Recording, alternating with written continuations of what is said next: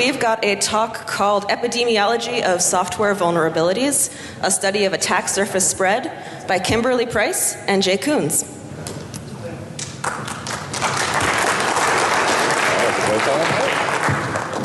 All right. Good morning. Good morning. Excellent. No, thank everyone for coming. Thank you. We appreciate it. Early in the morning. Doesn't look like too many of you are hurting from what I can see, although this is a sort of a wide room. But we're very pleased to be here today. Our talk, believe it or not, was sort of researched and conceived even before Heartbleed, right? So we're here to talk to you today about the epidemiology of software vulnerabilities and the study of attack spread surface. And I'll let Kimberly at some point here tell you a little bit what epidemiology means if you're not aware of that. But my name's Jake Coons. I'm the CISO and one of the founders for Risk-Based Security. We track vulnerability intelligence and data breach stuff. And Kimberly? Hi, I'm Kimberly Price, and my background's actually in public health. I studied for public health, got a degree in that, and then decided, hey, I really like computers, and switched tracks. So I am currently running a red team at Synack as the director of operations. Synack is a pen test firm in Silicon Valley. And epidemiology is simply the study of disease spread. So how do infectious agents spread out and cause diseases like the flu or Ebola or Heartbleed in our case? So. All right. Thank you. All right. So we're going to jump in. We only have a little bit of time here today with you, and we want to cover quite a few things. So first, I think when it comes down to it, security folks don't agree on a lot of things, right? You can ask 10 security folks one question and you're going to get 10 different answers. But I think everyone can agree that businesses everywhere are under pressure to perform more and more for their customers, right? To find more meaning in their data and their big data, right? To create better products and all this sorts of stuff. And it doesn't matter what the industry is, trying to get to the market faster, trying to do better products, et cetera. And so what does that mean? It means that when it comes down to it, most of these products and services have some sort of IT component with it, right? Some sort of IT delivery is required to make this stuff happen. And there just becomes these deadlines that are basically from management or product managers imposed on IT just to do things better, right? And when it comes down to it, you typically hear this jokingly, better, faster, cheaper, right? And most people will sort of laugh at this and say, you can only sort of pick two of these. But the reality is people are demanding, companies are demanding now all three of them, right? They want all of these to be delivered so that these products and services come fast. And typically what ends up happening is organizations are just focusing on these new products, these new features, and when it comes down to it, there's always just something that they're forgetting. And what is it? Here's a little hint. Security is always sort of forgotten in it, right? It's, again, faster to market, more features, et cetera, right? And so quickly I want to talk to you just a little bit more about this better, faster, cheaper. So there's a concept in project management called the iron triangle. You can have it cheap, you can have it fast, you can have it good. Pick two.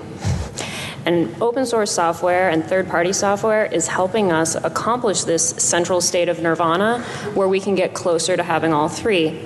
It's a opportunity for us to not start everything from the ground up every single time, but to essentially recycle code that has been used in other products, that's been tested and used for many, many years. So third-party code is actually something trying to help us manage the iron triangle, as it were. So with these pressures, what is it? It's third-party libraries to the rescue, right? And developers, when you speak to them, it's really to speed up the development process, right? Again, we've talked about getting things there faster, but it's also many cases for quality purposes, right? Instead of building something from scratch, right? Why would we develop something in-house from scratch? We can leverage something that's been out there for a while and get better quality out of it.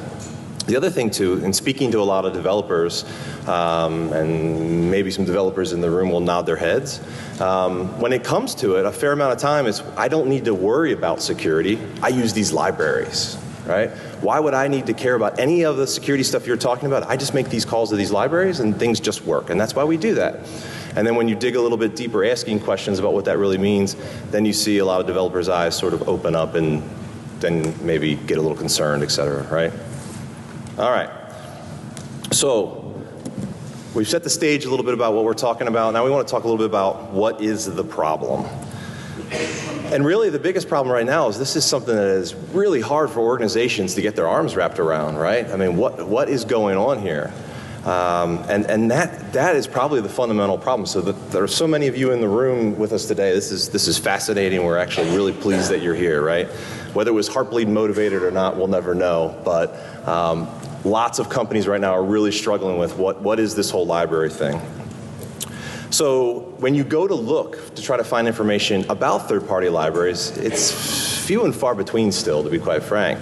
Secunia put out a study, their vulnerability review of 2014, and one of the things that they said and got a fair amount of press in this space, it said third-party programs are responsible for 76% of the vulnerabilities discovered in 50 of the most popular programs in 2013.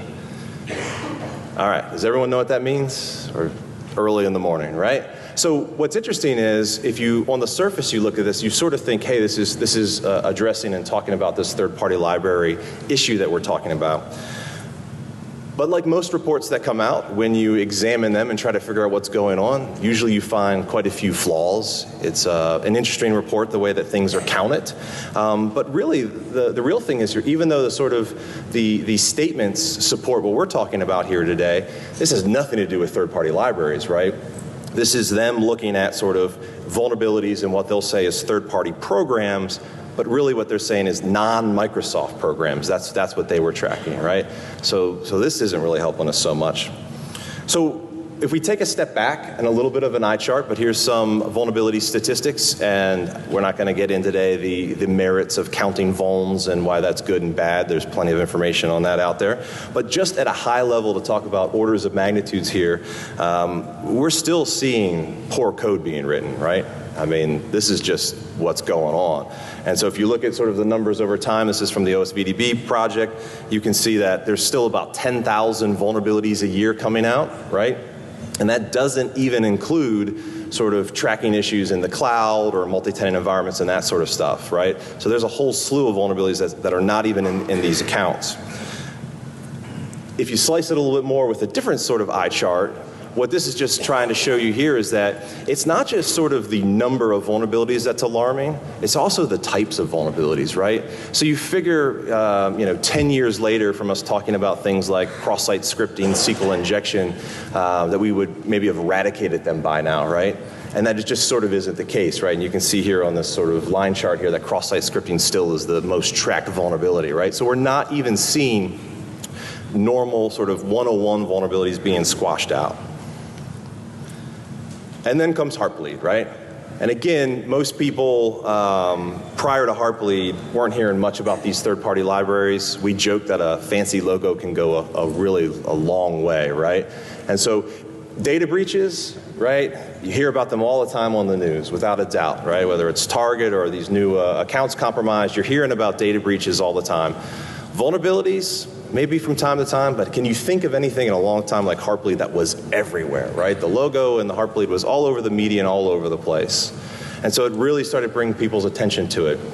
And we believe that when it comes down to it, the reason is that all along, we've trained users that when you're on the internet, it's a very, very scary place, so you have to be careful. But if you're on a website and you see this little lock, you are good. Everything is good, life's good, do whatever. And all of a sudden now we've just crushed them by saying, yeah, you could still see that lock, but you're hosed, right? And that's really what people could understand. And when people can understand things, it becomes more real.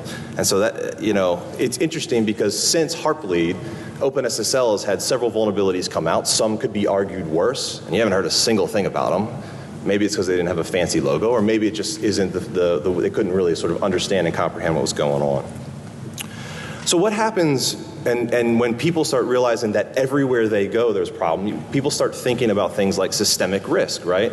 And what's happening with whether it's libraries or the interconnected Internet of Things, everything now has sort of systemic risk with it. Most things have it, right? And we're talking about the interconnected nature of everything that's going out there. And most people, they have a hard time thinking about systemic risk until you see a picture of maybe a hurricane, right? And you realize that one event can cause multiple problems, right? And so we're starting to see things like third-party libraries making some of these awful sort of analogies like the cyber hurricane, right, starting to come a little bit true here. And that one vulnerability can spread across multiple organizations, right? And that's really what's eye-opening. So back to Heartbleed, right? It was a CVSS, if you're into the scoring stuff, 5.0, right? Is that what it was? Not much more than that, but then all of a sudden everyone's looking at it, right? And again, that systemic spread across, what we find is that 100+ vendors were impacted by Heartbleed, right? So we're starting to see one vulnerability in a ton of places. Here's another eye chart of a bunch of vendor names. There's like 68 or 70 of them up there as we started getting tired of typing them in there. That's where we're at. And what really ends up happening is that a lot of people will start thinking about these open source libraries, third-party libraries, and start saying only companies that are cutting corners or don't care about security or sort of small startups that can't deal with it are the ones that are using these types of things, right? And you can see if you look even closer, we're not talking about that. We're talking about major organizations, major vendors that are using and are impacted by things like Heartbleed, right? And so there was this huge outcry, right? It's the worst thing ever. It's all over the news. We got to get this fixed. Everyone's rushing to it. Then there's some research done that says 2 months later after Heartbleed, there's still 300,000 servers that are impacted, and we've sort of seen a tail off of people fixing things, right? So now we're sort of accepting, hey, this is tough to deal with. So you start to have to ask the question, right? Efficiency at what cost? And we've already talked about the Iron Triangle and what it can do, but while it may be in sort of Heartbleed, again, one library affecting multiple organizations, what is really eye-opening, if you're actually involved with this, you know this stuff, but if you're not, certain programs or products out on the market can have hundreds of these libraries in there. So we're not just talking about only a few libraries you need to look after, it's quite a bit. And so when you look further, it's a whole lot of sort of monitoring, tracking, patching, fixing that needs to be taken care of. So with that, let's talk a little bit of data. Thanks, Jake. So we took a look at data. Originally, we had submitted for a 50-minute talk, and we're honored to have been given 25, but we're not going to have time to go over as many libraries as we had initially planned. Now, we all know some of the big-name problematic libraries that have a lot of vulnerabilities, like Java or WebKit. And so we're going to focus on some that maybe are a little less well-known. And we're going to look at them in a few ways. We're going to start, of course, from a data-driven concept, which is what's the volume of frequencies over the last 7 years, the frequency of release, and we'll talk a little bit more about why that's important, the average vulnerability severity. As Jake mentioned, Heartbleed, which was incredibly impactful, was really only rated as a CVSS 5.0, and the pervasiveness of the library usage. So we'll start with OpenSSL because we're all pretty familiar with it. We've talked a little bit about it. They've got 24 releases, 45 vulnerabilities, and an average CVSS score of 5.39 over the last 7 years. So 87% of those vulnerabilities are remote exploitable. And 40% of them have to do with input manipulation.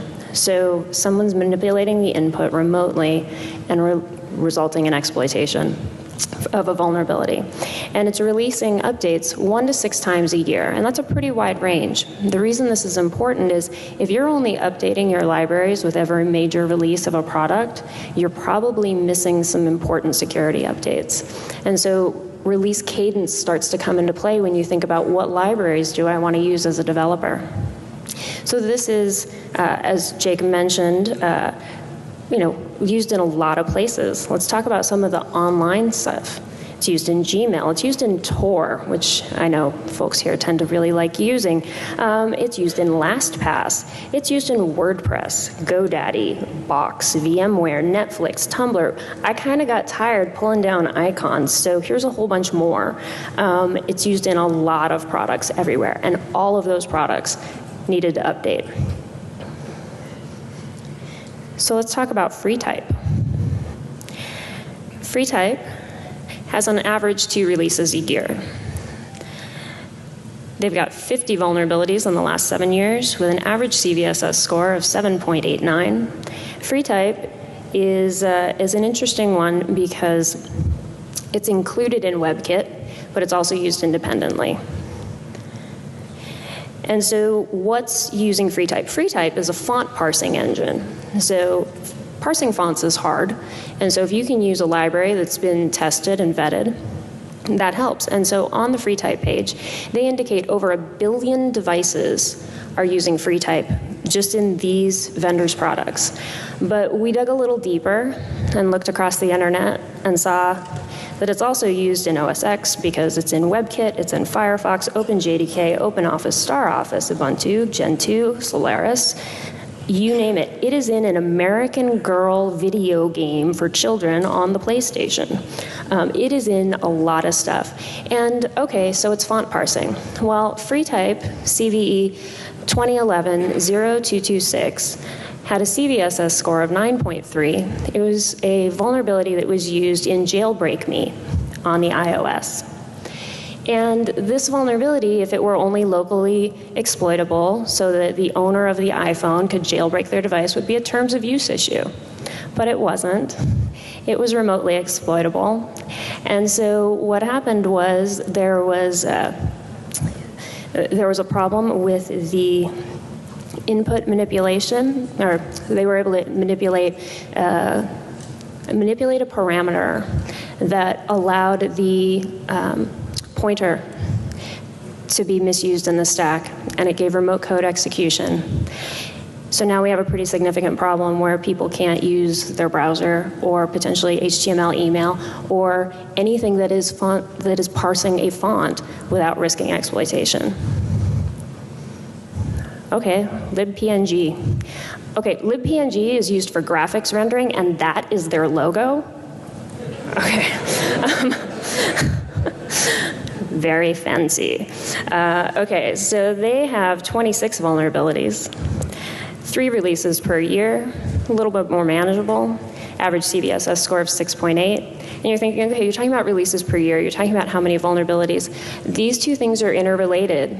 Each development team has to decide for itself, would you rather have several small updates on a regular basis, or would you rather have big updates every now and then?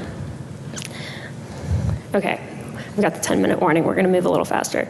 So we've tracked libpng to over 130 applications, including, we've got Adobe up there, we've got Google up there, we've got Apple up there, we've even got Microsoft up there because it's in Visio and PowerPoint. Why is it used everywhere? Because people want to have compatibility. You don't want to have different applications to open different types of files. And compatibility, ubiquity, universal user experience, all of this requires that we start working with these open source and third-party libraries that are consistent. So countless applications. Last one we're going to run through really quickly is FFmpeg, and it has only been releasing advisories since 2011, so it's a slightly truncated view. 64 vulnerabilities with 3 releases per year and an average CVSS score of 8.35.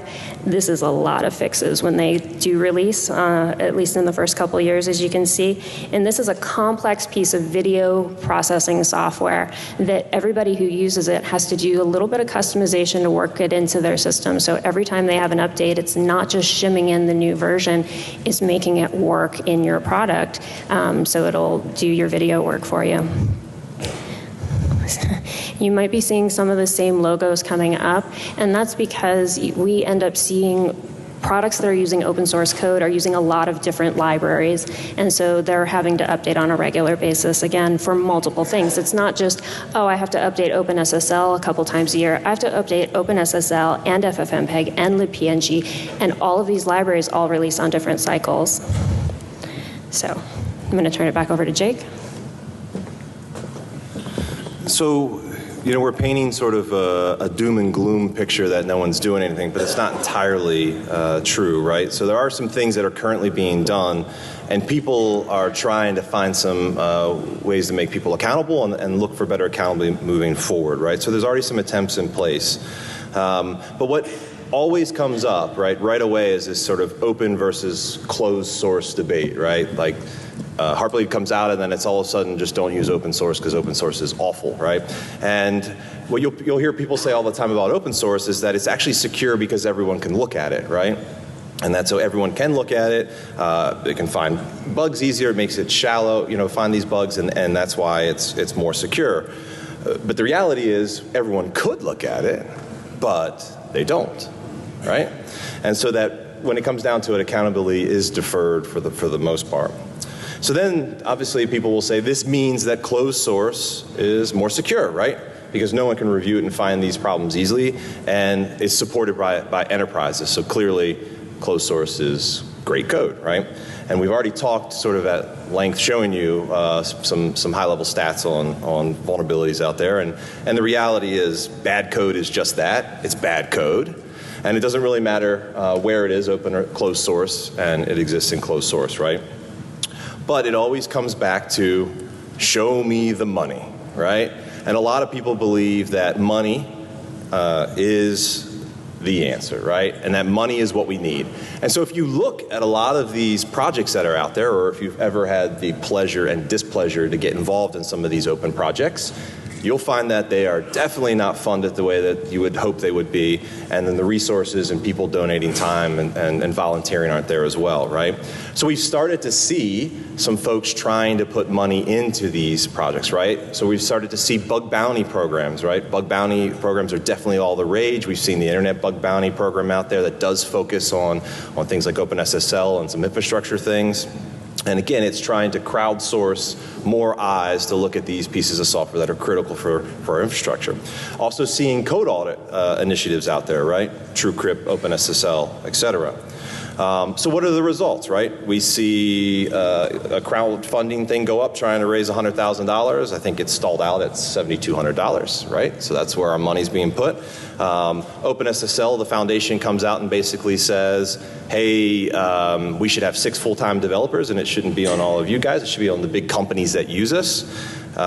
We then have sort of the tech giants, if you will, come together, IBM, Facebook, Intel, Microsoft, Google, et cetera, and say, all right, we'll give you some stuff. We use it. We need to invest in it.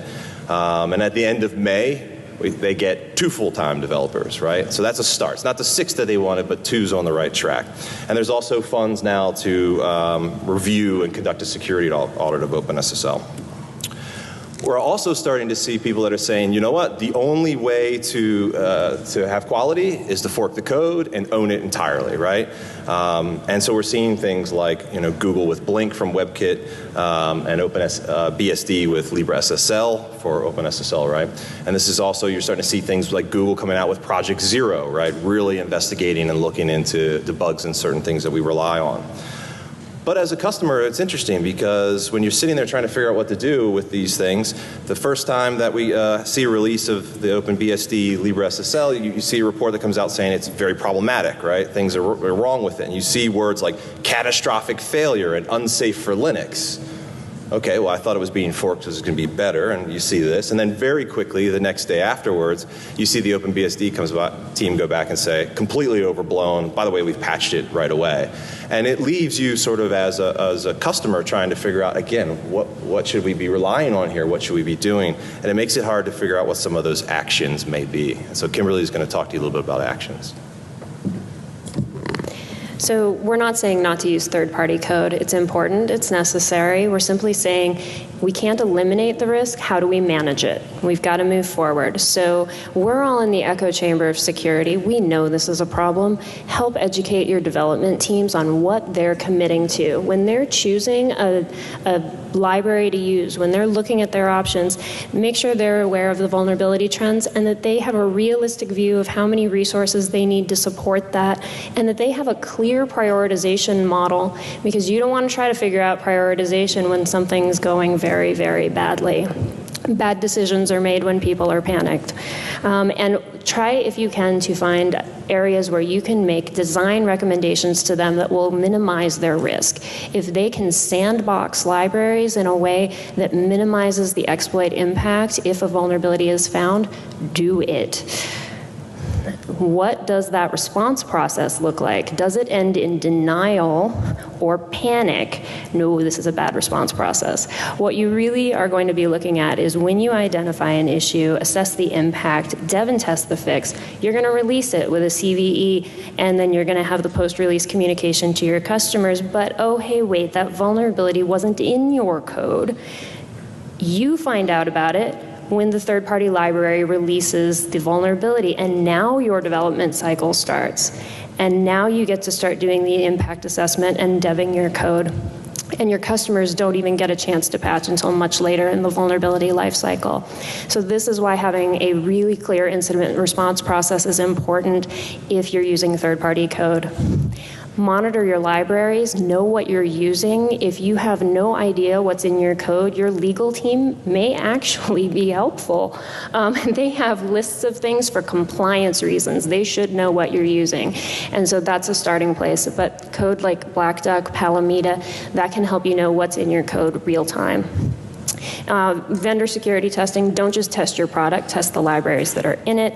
I mentioned incident response plans. That's what I've been doing for the last 4 years, so I'm going to beat that horse to death. And on the IT side, ask your vendors, hey, I know you use this library, and I saw they just had a vulnerability. When are you going to fix it? Push back up the stack, if you're an IT manager, to your products and ask them, hey, when are you going to patch this? What's your release cycle look like? And plan time for your own sustainment. Okay, I got done before the 0 time warning. I think we might have time for one question. One. None? All right. Oh, yes.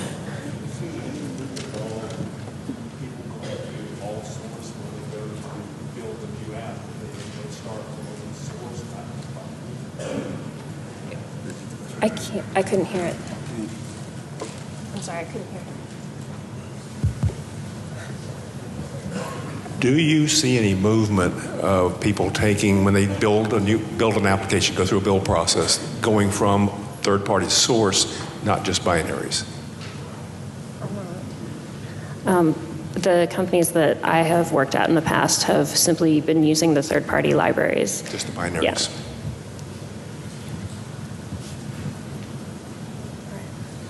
Okay. Thank you all very much.